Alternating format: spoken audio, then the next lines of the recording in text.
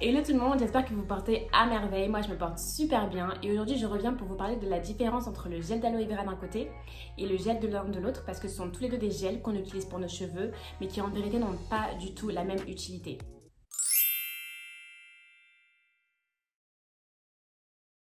Donc tout d'abord on va parler de la ressemblance entre ces deux produits. Il y en a un qui vient de la plante d'aloe vera et il y en a un autre qui vient du mucilage des graines de lin dans l'eau, et c'est ce qui crée en fait une substance visqueuse que l'on applique sur nos cheveux, et c'est ce qui est en fait le gel de lin. Donc comme j'ai dit, ce sont tous les deux des gels, ce sont aussi tous les deux des produits qui sont pas chers. Vous pouvez les trouver en supermarché aux alentours de 2 € pour l'un et pour l'autre. Ce sont aussi des produits à créer qui ne sont pas du tout difficiles à créer. Ça se crée en 10 minutes et pour l'un et pour l'autre. Concernant l'aloe vera, il suffit d'ouvrir la plante, d'enlever l'intérieur de la plante et ce sera en fait ce gel que vous aurez à enlever. Et vous allez broyer ce gel soit au mixeur, soit vous allez couper ce gel en petits morceaux et le passer dans une passoire et récupérer le liquide. Donc c'est vraiment pas difficile à faire pour l'aloe vera. Et c'est pareil pour le gel de lin. Le gel de lin, il faut prendre les graines, les faire chauffer, les faire bouillir dans l'eau. Et dès lors que vous les faites bouillir pendant 10 minutes en tournant un petit peu, en mélangeant un petit peu, vous allez avoir une substance qui est le gel de lin tout simplement. Donc c'est vraiment pas difficile à faire, que ce soit pour l'un et pour l'autre. Et pour finir, ces deux produits qui sont très hydratants s'utilisent pour les cheveux mais aussi pour la peau, et aussi sont consommables, c'est-à-dire que le jus d'aloe vera, tout le monde sait que ça se boit, mais le gel de lin aussi est utilisé dans la nourriture, notamment pour remplacer les œufs dans tout ce qui est gâteau et etc. Lorsque les personnes par exemple ne veulent pas manger d'œufs, pour toutes les personnes qui sont véganes, végétaliennes ou qui dans tous les cas ont un souci avec les œufs, vont remplacer les œufs par le gel de lin. Donc maintenant, en termes d'usage de ces deux produits concernant l'aspect capillaire, j'utilise aujourd'hui, après beaucoup d'expérience, puisque à la fin, au début, c'était pas du tout comme ça dans ma tête, mais j'utilise aujourd'hui l'aloe vera pour vraiment nourrir mes cheveux, donc en termes de pré-poux. Quand je dis nourrir, c'est plus hydrater mes cheveux d'ailleurs. En termes de pré-poux, en termes de masque, en termes de leave-in conditioner. Tandis que j'utilise le gel de lin pour coiffer mes cheveux. Et quand je dis coiffer, c'est pour faire des coiffures plaquées, c'est pour faire des coiffures qui nécessitent de faire tenir mes cheveux. Tout ce qui est braid out, twist out et consorts.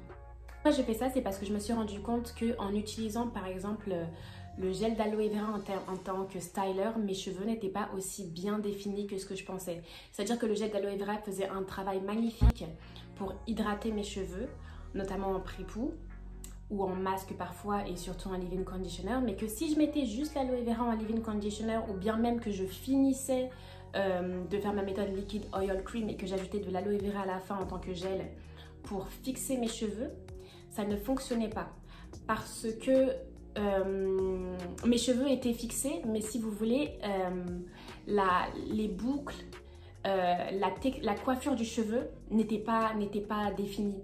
J'avais quand même les cheveux frisés. Même si mes cheveux restaient hydratés, etc., j'avais quand même les cheveux frisés à la fin. Et c'est pas ce que je recherche. Je recherche des produits qui me permettent d'avoir des jolies coiffures tout en gardant les cheveux bien hydratés. Avec l'aloe vera seulement, ça ne me permettait pas ça, pardon. Donc pour me reprendre, ce que je dis, c'est que quand j'utilise l'aloe vera en termes de pré-poux, je vois mes cheveux qui sont très très bien définis. Je vois des boucles merveilleuses. Honnêtement, mes boucles sont merveilleuses quand ils sont définis avec l'aloe vera en termes de pré-poux, parce que mes cheveux sont bien mouillés et que justement mes cheveux ne sont pas secs. Mais quand je sèche mes cheveux à l'aloe vera, tout change. Tout change parce que mes cheveux sont secs et je vois des frisottis apparaître. Et c'est pas ce que je recherche dans une coiffure. J'aime bien avoir les cheveux bien hydratés à l'intérieur et qui sont chics à l'extérieur, qui sont beaux à l'extérieur. Donc l'aloe vera, je ne l'utilise maintenant que pour les soins hydratants et c'est tout. Finalement, en fait, on peut dire que l'aloe vera est considéré comme un gel de par sa texture, mais de par l'action qu'il produit, ce n'est pas véritablement un gel qui va faire tenir le cheveu. C'est plus un gel pour hydrater le cheveu, véritablement. À l'inverse, là où l'aloe vera n'est pas bon, le gel de lin, lui, est bon. Donc le gel de lin hydrate quand même le cheveu, puisque dans tous les cas, il contient de l'eau. C'est un mélange d'eau et de graines de lin qui ont mucilé, qui ont fait que il y a le gel de lin. Mais par contre, il hydrate moins bien que l'aloe vera. Là où il est super bon, c'est quand il va définir vos cheveux. Il va définir les boucles de vos cheveux.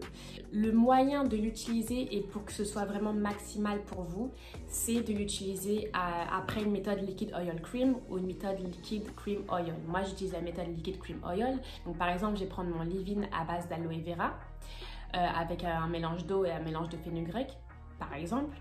J'ajoute une crème de supermarché. J'ajoute les huiles que je fais par moi-même, donc je ne sais pas n'importe lesquelles, hein, une huile au chébé par exemple, à base de chébé, à base d'amla, etc. Et je finis en scellant le tout avec mon gel de lin. Et bien mes cheveux sont très très bien définis. Et c'est ce que j'ai fait aujourd'hui. Et là, du coup, bon, on voit pas que mes cheveux sont bien définis parce que j'ai décidé de plaquer mes cheveux parce que pour raison, j'avais la flemme de définir mes cheveux. Mais vous pouvez voir que mes cheveux déjà sont bien fermés, ils sont bien noirs. Genre comment on dit ça? Les cuticules sont bien fermées. Le gel agit véritablement comme un gel de supermarché en fait. Il plaque le cheveu, il plaque bien le cheveu. Dans mon autre vidéo, je vous ai montré comment ça définissait mes cheveux. Donc véritablement pour moi, le gel de lin c'est quelque chose que j'utilise en termes de coiffant. Pour moi c'est un texturiseur. J'utilise pour faire mes braid out, j'utilise pour faire mes twist out. J'utilise pour plaquer mes cheveux, comme voilà, je vais avoir des beaux cheveux bien plaqués. Mais par contre, je n'utilise pas véritablement en termes d'hydratation. Donc, si vous utilisez le gel d'aloe vera en termes de leave-in conditioner, que vous utilisez votre crème ou votre huile après et que vous finissez avec le gel de lin, vous allez voir comment vos cheveux seront définis. C'est ainsi que j'utilise les différents gels en fait. Pour moi, j'utilise le gel de lin en tant que texturiseur.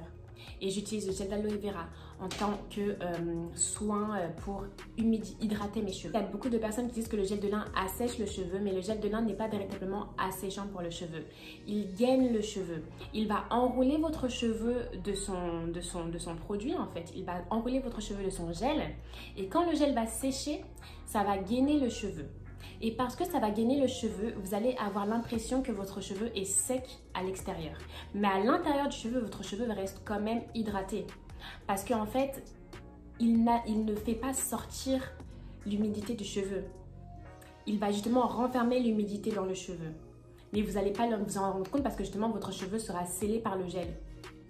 Et c'est ça qui est important, c'est de vous rendre compte que l'aspect du gel qui sèche le cheveu n'est pas une vérité. Votre cheveu n'est pas asséché. Il est gainé parce qu'il a du gel sur sa tête. Et pour supprimer cet aspect-là, soit vous rajoutez de l'eau dans votre cuisson à l'aloe vera, dans votre fabrication de gel d'aloe vera, soit vous rajoutez des crèmes. Vous pouvez aussi parfois ajouter des huiles, ça peut aussi marcher. Mais au-delà de ça, dans tous les cas, quand vous sentez que votre cheveu a cet aspect sec, vous pouvez juste le réhumidifier et c'est bon. C'est-à-dire que vous le réhumidifiez, votre cheveu redevient malléable. Ça ne s'assèche pas pour s'assécher à n'en plus finir. Votre cheveu redevient directement malléable et vous pouvez recoiffer vos cheveux comme vous le voulez ou changer de coiffure. Et c'est ce qui est bien avec le gel de lin, c'est que finalement, on n'a pas besoin de relaver nos cheveux pour changer de coiffure comme c'est avec les gels de supermarché. Si vous avez trop de gel de supermarché sur votre tête, vous serez obligé à un moment donné de relaver vos cheveux, ce qui n'est pas le cas avec le gel de lin. Donc j'espère que je ne me suis pas perdue dans mes idées, mais ce que je voulais expliquer, c'est que le gel d'aloe vera, pour moi, je l'utilise pour hydrater le cheveu, donc en termes de soins, dans mes pré-coups, dans mes masques, dans mes leave-in, parce que le leave-in, ça reste un soin, ça prépare, c'est un conditioner, on appelle ça un leave-in conditioner, ça prépare le cheveu. Et d'un autre côté, j'utilise le gel de lin justement pour texturiser, pour styler le cheveu, pour coiffer le cheveu en fait. Parce que ça a une forte tenue et c'est un très bon remplaçant des gels de supermarché. Moi, j'utilise toujours des gels de supermarché parce que j'aime bien, mais si quelqu'un, voilà, chacun son chacun en fait, si quelqu'un veut utiliser des produits 100% naturels, regardez le gel de lin, ça peut véritablement vous aider. Et si vous utilisez d'autres gels aussi que je n'utilise pas encore, je pense au gel de gombo, il faudrait que je le teste. Mais que du coup, j'ai pas encore testé. Mettez dans les commentaires ce que vous utilisez comme gel, juste pour que je puisse les tester et que je puisse aussi faire des comparaisons et qu'on voit ce qui est mieux en fait. Donc je vous souhaite une très bonne soirée, je vous fais plein de bisous et je vous dis à la semaine prochaine. Bye bye!